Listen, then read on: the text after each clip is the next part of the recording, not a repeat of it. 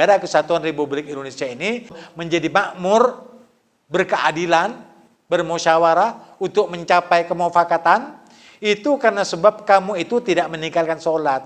Atau jadikan sholat itu sebagai penolongmu. Dan sabar, atau karan. Kan nyaman ini. Jelas enggak? Atamuruna an-nasa bil birri. Apakah kamu menyuruh manusia untuk berbuat baik? Wa tansawna anfusakum. Dan kamu melupakan dirimu sendiri. Wa antum tatluna al-kitab. Padahal kamu telah membaca Alkitab, yaitu Taurat, Injil, dan Zabur. Afala ta'qilun? Maka apakah kamu tidak berakal? Artinya tidak menggunakan akalnya setelah diberi akal oleh Allah. Wasta'inu bis-sabri was-salah. Dan jadikanlah sabar dan salat itu sebagai penolongmu. Wa innaha lakabiratun. Dan sesungguhnya salat dan sabar itu sangatlah berat bagi kalian. Illa al-khashi'in. Kecuali bagi orang yang khusyuk, tunduk patuh hanya kepada Allah. Siapa itu? Alladzina yadunnun annahum mulaqu rabbihim. Yaitu orang-orang yang berprasangka bahwasanya mereka akan berjumpa dengan Tuhannya, wa annahum ilaihi raji'un, dan bahwasanya mereka tahu mereka akan kembali kepada Allah Subhanahu wa taala. Ini terjemahannya. Bagaimana dengan tafsirannya? Perhatikan. Allah Subhanahu wa taala menyatakan atamuruna an-nasa bil birri. Apakah kamu menyuruh manusia untuk berbuat baik? Wa tansawna anfusakum. Dan kamu melupakan dirimu sendiri. Allah Subhanahu wa taala dalam ayat yang lain ketika mengajarkan kepada kita, menurunkan Al-Qur'an kepada kita, Allah di dalam firman-Nya menyatakan innallaha wa malaikatahu yusalluna 'alan nabi ya ayyuhalladzina amanu sallu 'alaihi wa sallimu taslima. Sallallahu alaihi Muhammad. Innallaha, sesungguhnya Allah, wa malaikatahu, dan para malaikat-malaikatnya, yusalluna 'alan nabi. Mereka semua berselawat salam kepada Nabi.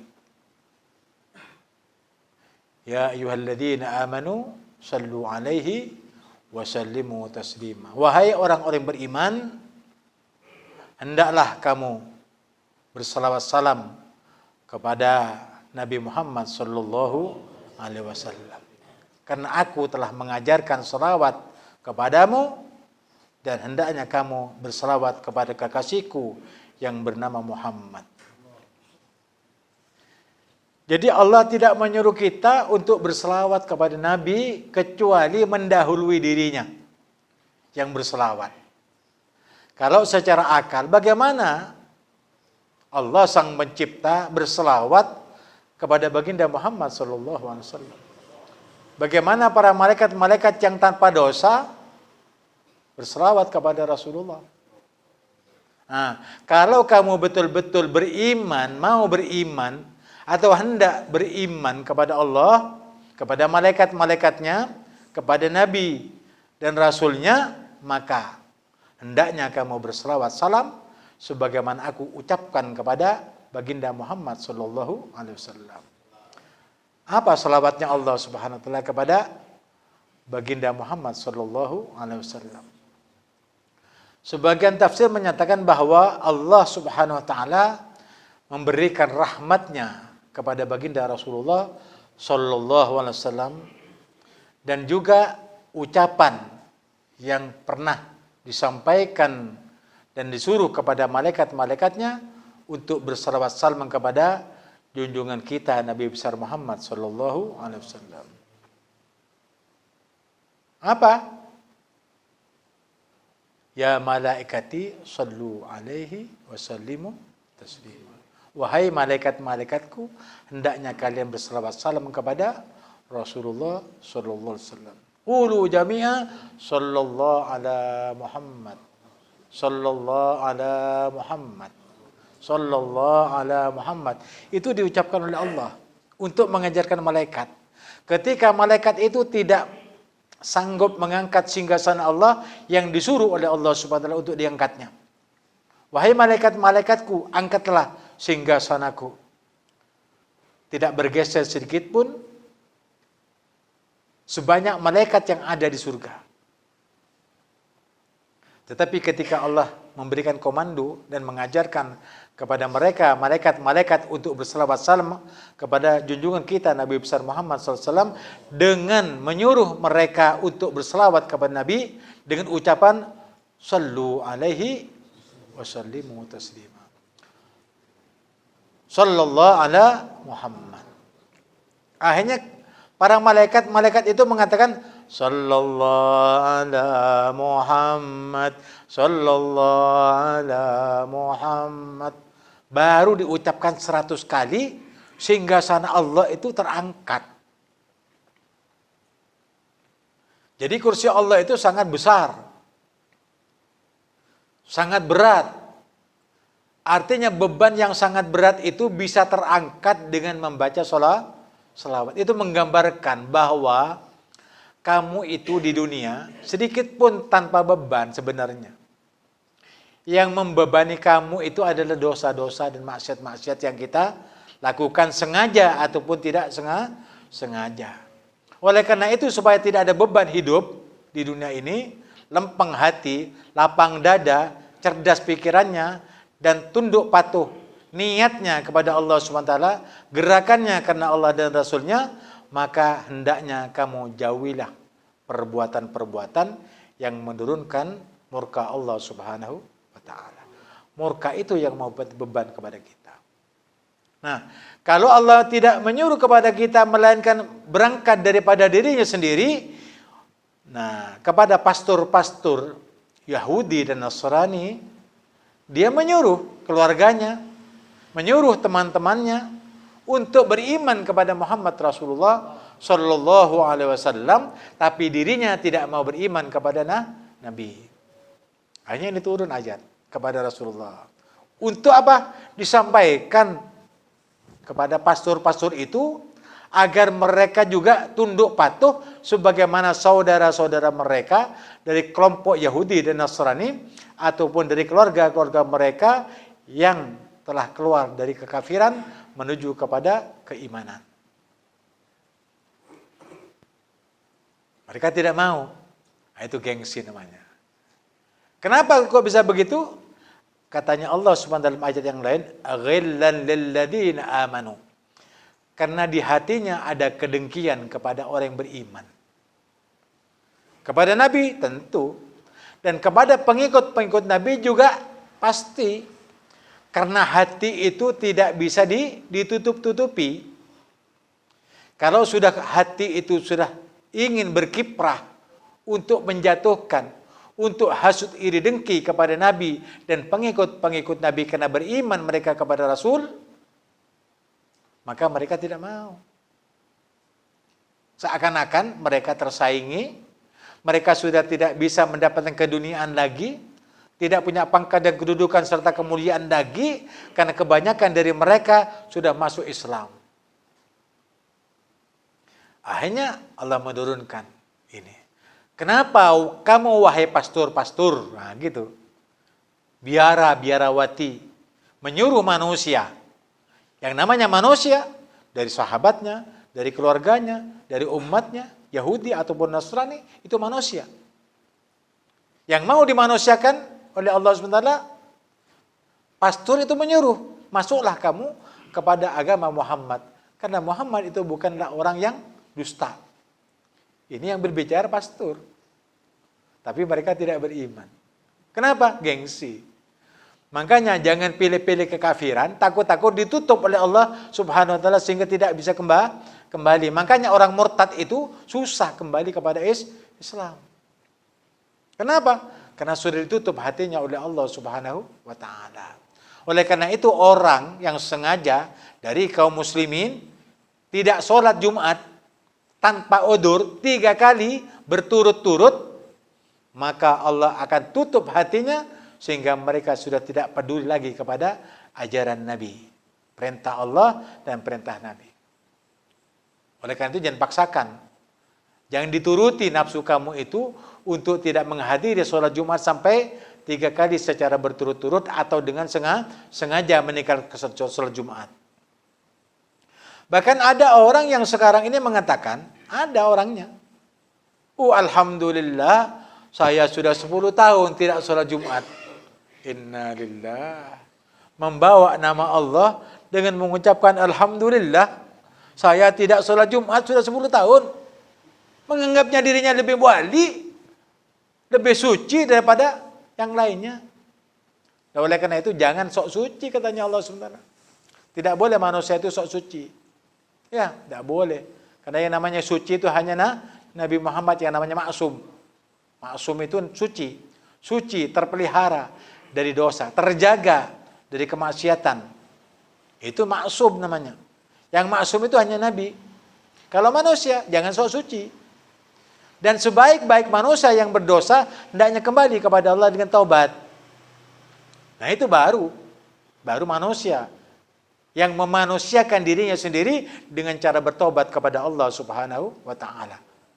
Tetapi ini merasa dirinya punya kitab yang namanya Taurat, Injil, Zabur dan sebagainya.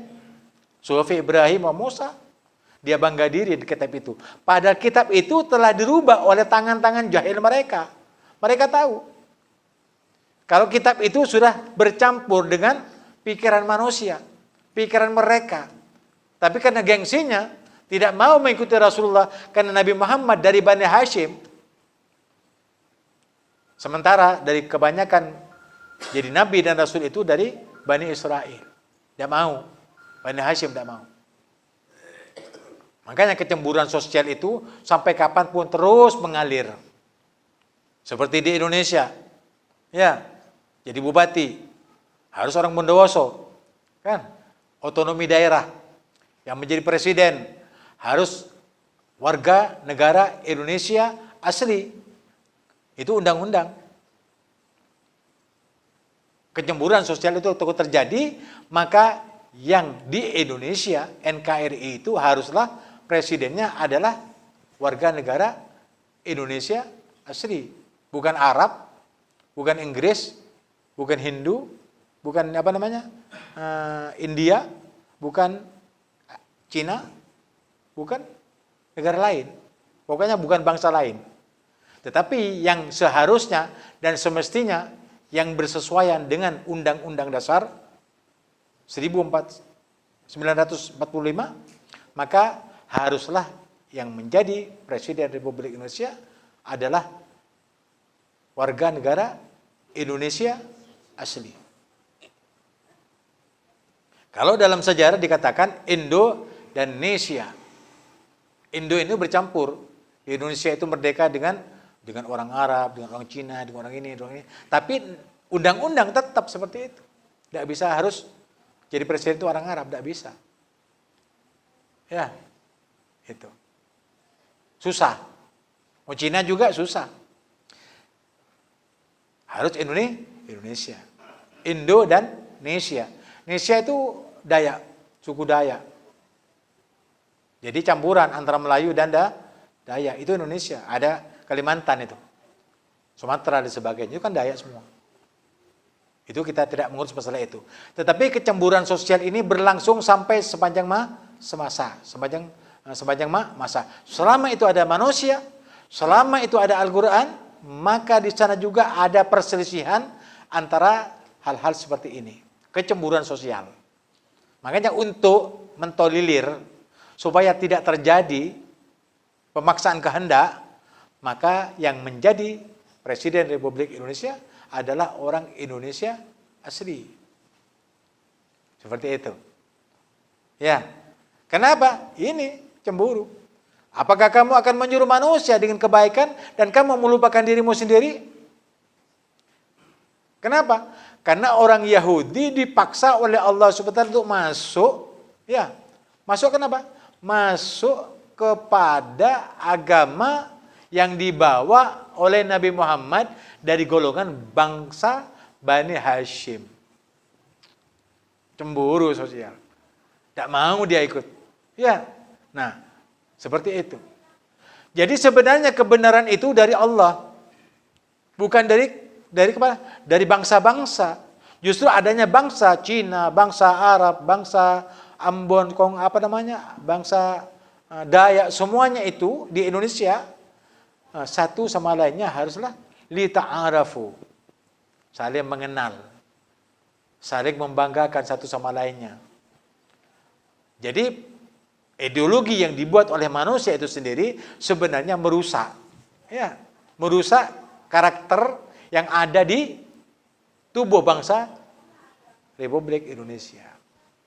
Sebenarnya boleh siapapun saja yang jadi presiden, yang penting dia berpihak kepada keadilan, berpihak kepada rakyat. Dan karena di Indonesia itu adalah 90% orang Islam, tentunya Islam yang jadi pimpinan.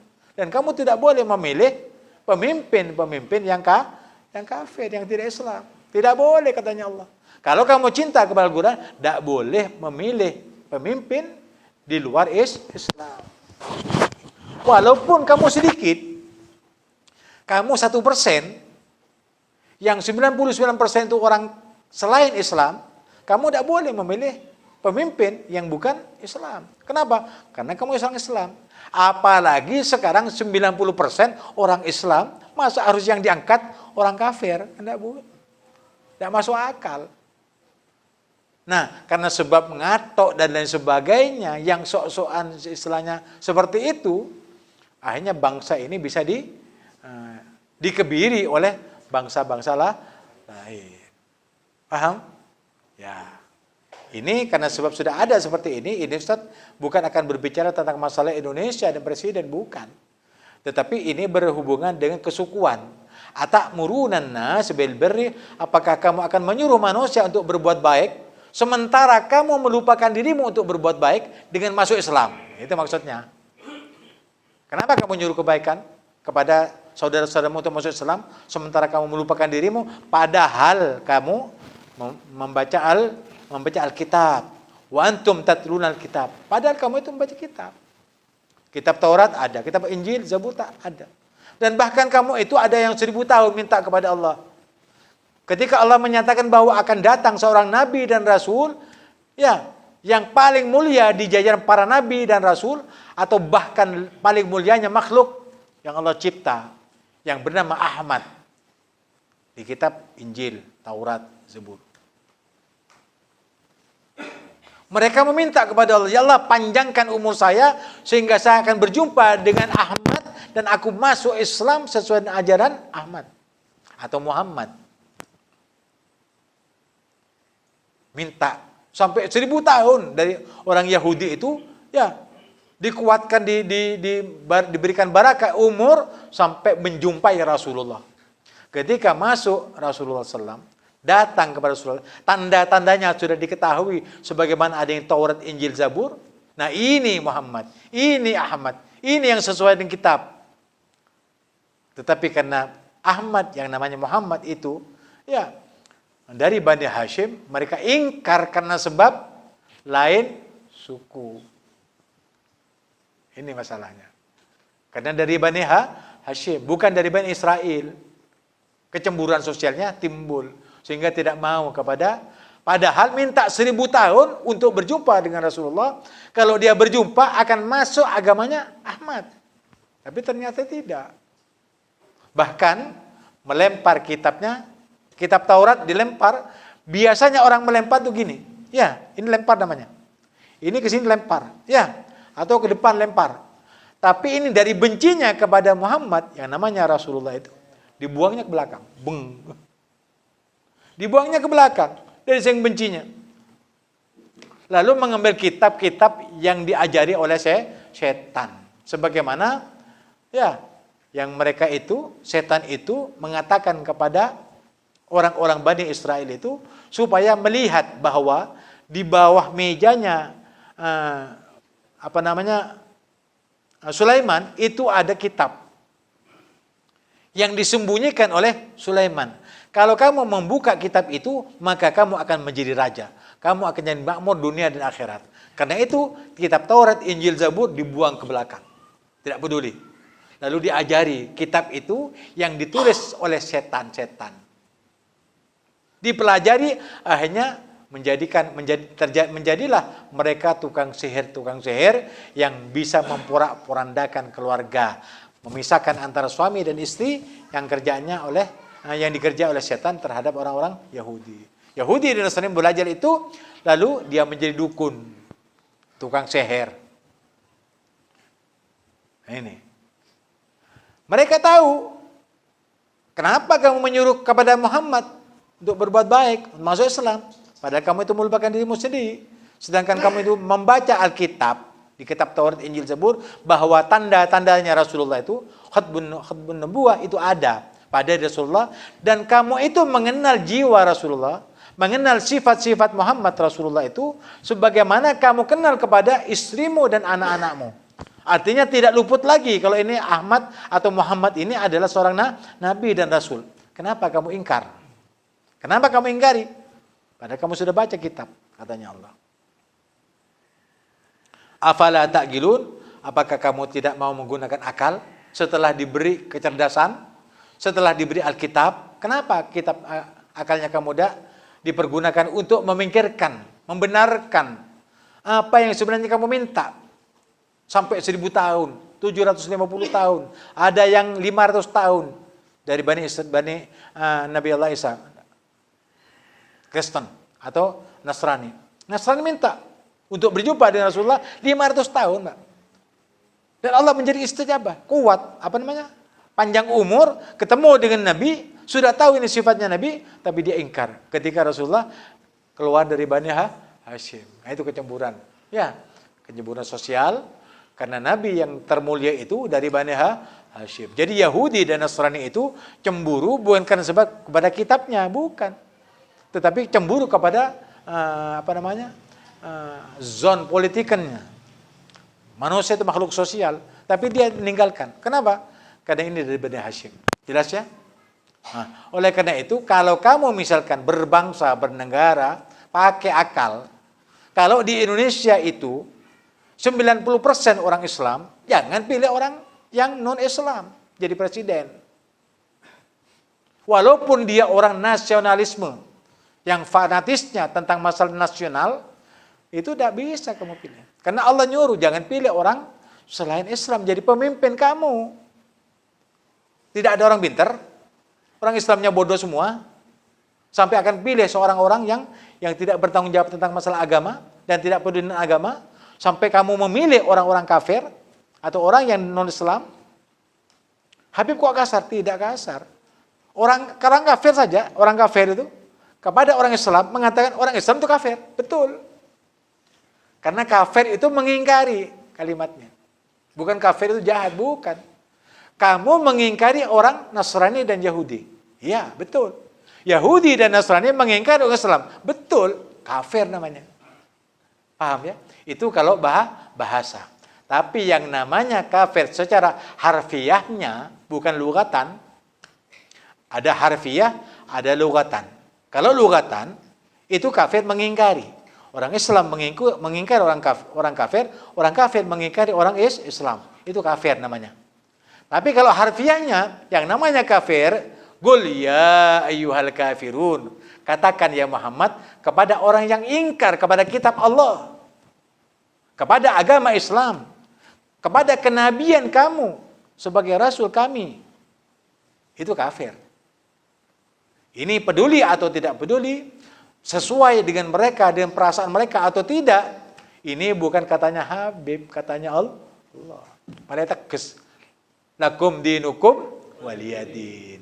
Agamamu, hei orang kafir, untuk kamu, agamaku Islam adalah agamaku. Jangan kamu utik-utik agamaku. Karena aku tidak mengutik-utik agama kamu. Lana a'maluna walakum a'malukum. Amalan kami untuk kami, amalan kamu untuk kamu. Kamu tidak ditanya tentang masalah amalanku. Dan aku tidak akan ditanya oleh Allah tentang amalannya kamu.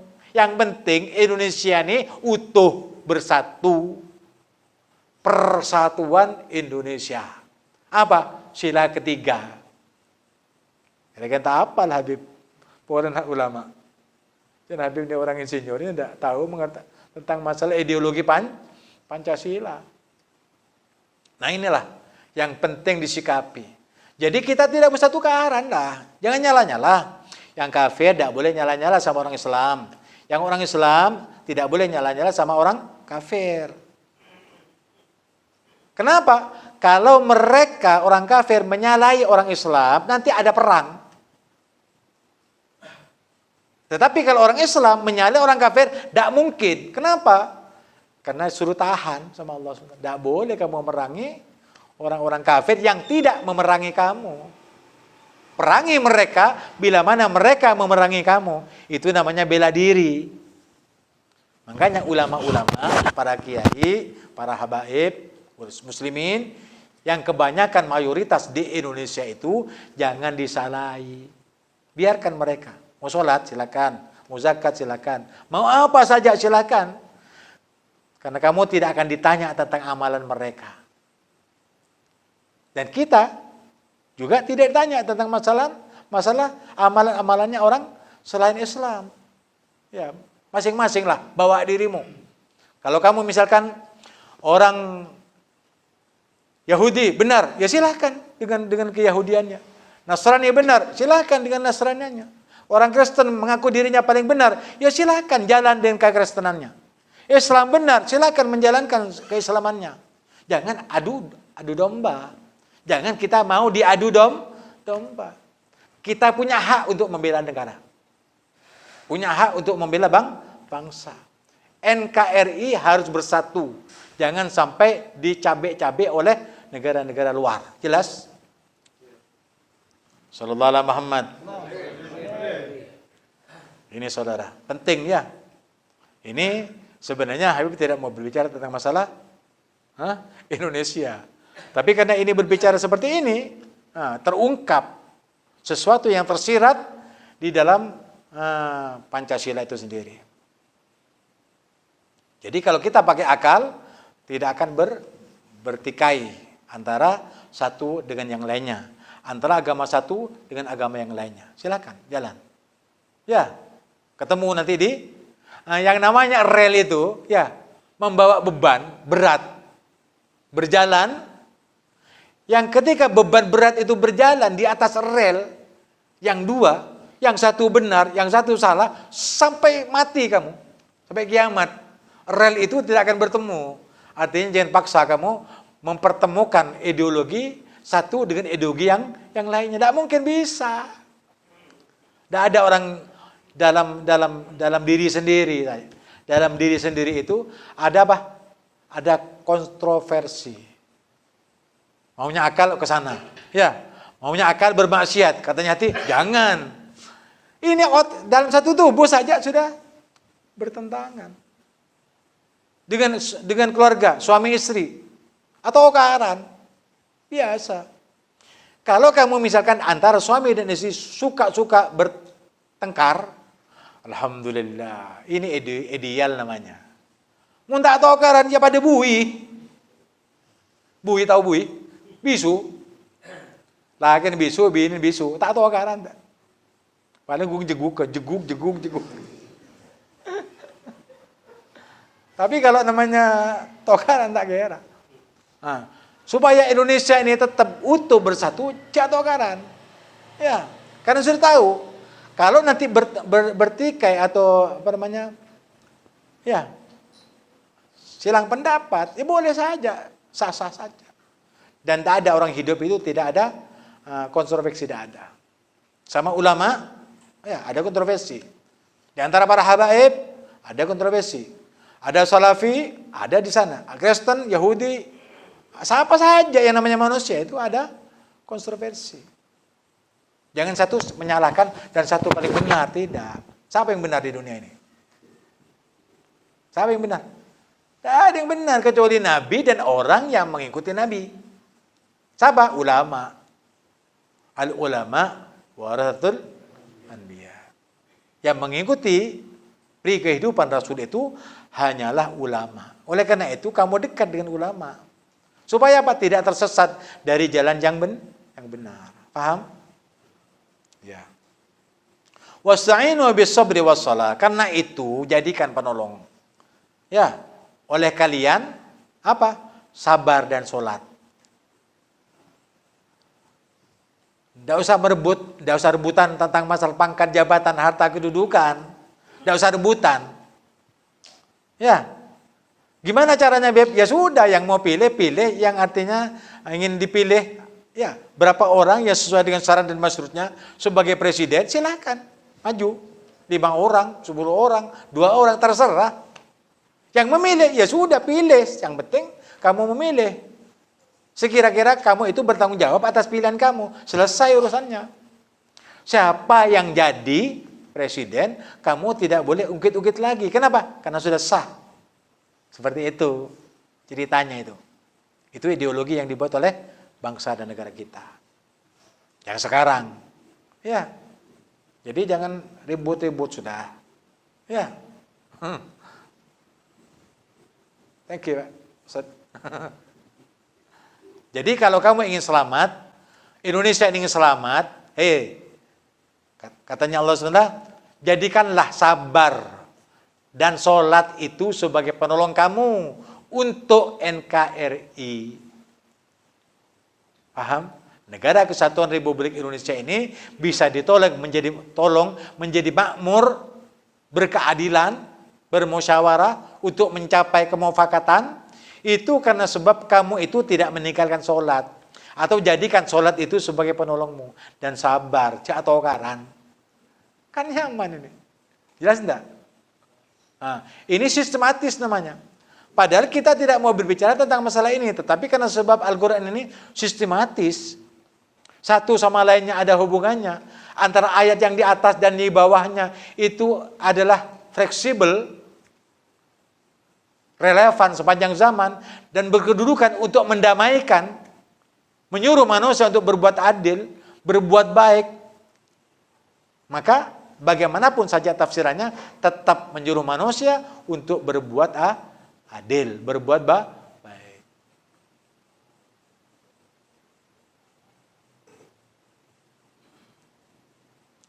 Innallaha ya'muru bil adli wal ihsan. Sesungguhnya Allah itu menyuruh untuk berbuat adil dan berbuat baik. Berbuat adil kepada siapa? Kepada dirimu sendiri. Cukup sudah. Misalkan kamu lapar, bagaimana cara adilnya kita? Makan. Tini ben lapar ben. Beke. Bah, beni perut cebeka. Ya, unda beke beni perut benar loh. Setak ngakan. Tapi mata tak bisa tepen. Lesan tak bisa aca-aca. Kenapa? Mati sudah. Makanya punya hak untuk hidup, dikasih makan. Mata melek bisa melihat, tapi punya hak untuk tidur. Ketika waktunya sudah ngantuk tidur, haknya mata juga dipelihara. Itu adil. Dan bagaimana kita tidak bisa mau berbuat adil ketika kita diangkat menjadi pemimpin? Tidak boleh. Kenapa? Kamu itu tidak mau ditarik oleh Allah Subhanahu wa taala sebagaimana layangan sudah dipermain. Kamu menang ataupun kalah, benangnya akan ditarik. Kadang-kadang benangnya tidak ada, layangannya, atau layangannya ditarik karena menang. Nanti kalau sudah menang diambil, cetek, kentong lajengna, gulung benangnya. Laku amin boleh, kan? Kalau sudah dipetik itu layangannya, terputus dari benangnya taruh sana, layangannya digantung, itu berarti kamu telah meninggal dunia, mati sudah. Kenapa? Sudah bermain kemana-mana sudah kamu sudah. Terputar ke sana, penyuwat ke sana, tarik ke atas, papilu ke barat, papilu ke timur, kan gitu. Seperti layangan kamu itu. Ada pemainnya Allah itu. Main kamu, tarik, tidak. Sallallahu alaihi Muhammad. Kamu itu bagaikan layangan. Kamu sudah sedang bermain sekarang. Aketeng bener-bener nih. Siapa yang menang? Tetap mati. Kamu menang karena kamu misalkan ulama. Menang karena sebab kamu berbuat adil. Kamu pernah presiden, berbuat adil, menang, sudah. Petakian dan Allah. Merebetlah. Ganti oleh presiden lainnya. Dimainkan lagi seperti itu. Rakyat seperti itu. Masyarakat seperti itu. Laki perempuan seperti itu. Laki bini seperti itu. Permainan semua. Jadi dunia itu permainan dan sendagoro. Tapi orang yang bisa diselamatkan dari neraka dan dimasukkan ke dalam surga, itulah orang-orang yang beruntung. Amin Allahumma. Allahumma ja'alna minhum. Nah, karena itu tolonglah dirimu dengan sabar di dalam mengarungi kehidupan. Ada orang ngomong, nih diam sudah. Kalau kamu misalkan dengan istri saja, dengan istri, kecepekan kamu ngecepek, acaro kamu, tidak percaya, potong telinganya Ustaz. Siapa yang belum punya istri? Yang punya istri kecepekan, istri ngecepek, kamu ngecepekian. Atokar tak tokar? Nah, supaya tidak tokaran bermah, sabar, neng buruh. Tak aku anu tina lah, tak aku anu jalan. Malah selamat. Seperti itu cara mendamaikan diri sendiri. Supaya keluarga itu tidak terbengkalai. Demikian juga, jangan karena sebab kita pemimpin dalam rumah tangga, lalu karena sebab istri itu lecak, lemah, lalu kita dipukuli, jangan. Ketika kita diberi mandat sama Allah, diberi kuasa untuk jadi presiden, memukuli, tidak boleh. Karena lemah, tidak boleh. Ya, seperti itu contohnya, gampang. Ya, kalau Ustaz jadi presiden, Habib jadi presiden, rakyat akan makmur. Kenapa? Karena itu agama, tahu Islam. Tapi kenapa tidak mau Habib saja jadi presiden? Tidak. Tidak ada Habib ingin menjadi presiden. Habib ini hanya mengajak supaya Indonesia ini ya bersatu. Wa'tasimu bihablillahi jami'a. Berpegang teguhlah kamu kepada tadi agama Allah. Wala tafarraqu, jangan bercerai-berai. Indonesia itu merdeka, banyak yang meninggal, Pak. Datuk-datuk kita itu, bojot-bojot kita banyak yang mati gara-gara perang. Mau perang lagi? Tidak enak perang itu. Damai saja sudah. Damai saja. Tidak usah nyuruh-nyuruh, jangan pakai perintah-perintah, tidak pakai diskriminasi terhadap yang lainnya. Biarkan saja. Mau kafir kamu silakan. Mau jadi Wahabi kamu silakan. Mau jadi Syiah kamu silakan. Mau jadi NU kamu silakan. Masing-masing jalan. Nanti kamu akan dimintai pertanggungjawabannya masing-masing. Kullukum ra'in wa kullu ra'in mas'ulun ar-ra'iyati. Setiap manusia adalah pemimpin. Dan setiap pemimpin akan ditanyai tentang kepemimpinannya. Paham? Nah, itu akan ditanya semuanya. Karena itu, kalau kamu ingin menang, jaga dirimu, ya, tolong dirimu, makmurkan ini bangsa dan negaramu dengan memohon kepada Allah dengan sholat yang 5 waktu dan sabar, tidak boleh tukaran. Ya, ini konsep sebenarnya ini, konsep ideologi Pancasila harus seperti ini. Kalau ingin makmur dan berkeadilan. Ya apa yang disampaikan Habib ini benar ini semuanya. Tidak ada yang bisa menyalahkan. Kenapa? Karena sumbernya dari kitabullah dan sunnah Rasulullah Shallallahu Alaihi Wasallam. Andaikan ada orang kafir tidak ada komplain sama Habib nih. Tidak rasa menyalahi. Kenapa? Karena benar di hati mereka ada kebencian kepada orang beriman. Benar itu. Diakui sama mereka. Nah, kamu itu walaupun tidak tahu, Allah yang memberitahu dalam Al-Quran. Jadi tidak ada yang sembunyi. Kebenaran itu tidak ada sembunyi. Semuanya jelas. Itu benar namanya. Kalau remang-remang, itu abu-abu namanya. Makanya ada Islam, ada kafir. Yang remang-remang siapa? Munafik. Yang remang-remang siapa? Fasik. Yang jelas apa? Islam. Yang jelas apa? Kafir. Sudah. Amalkan dah masing-masing. Ayo kita beramal. Kamu kafir? Ya silakan. Yang kafir yang benar. Faman syaa falyu'min. Kalau beriman, silakan yang benar imanmu. Faman syaa falyakfur. Mau kafir, petepak kafirah. Apa ada jangan Allah. Tapi cek atau karan. Cek atau karan. Kocak ya. Cek atau karan. Indonesia tak boleh tukaran. Ada perang boleh, damai saja. Hah? Ya. Jadi Habib walaupun tahu strategi militer, tapi tidak menyuruh rakyat itu berperang. Ya. Damai saja. Udkhulu fis silmi kafah. Masuk Islam secara sempurna, kamu nyaman, damai. Islam itu damai. Ya. Aslim taslam. Masuk Islam, selamat kamu. Nah, masuk Islam, tidak tahu. Habib tidak mengucap kamu neraka, enggak. Terserah. Mau kafir? Silakan. Mau beriman? Silakan. Mau pilih jadi golongan orang munafik? Silakan. Mau jadi fasik? Silakan. Tidak ada tanggungan. Habib tidak akan ditanyai tentang masalah perbuatan kalian. Tetapi Habib harus mempertanggungjawabkan diri sendiri menghadap kepada Allah apa yang kita amalkan. Itu saja. Ya. Wa innaha lakabiratun. Dan ketahuilah bahwasanya mau sholat, ya mau sabar, itu berat memang. Makanya terjadi percekcokan, ya, dan lain sebagainya karena berat. Supaya tidak berat apa?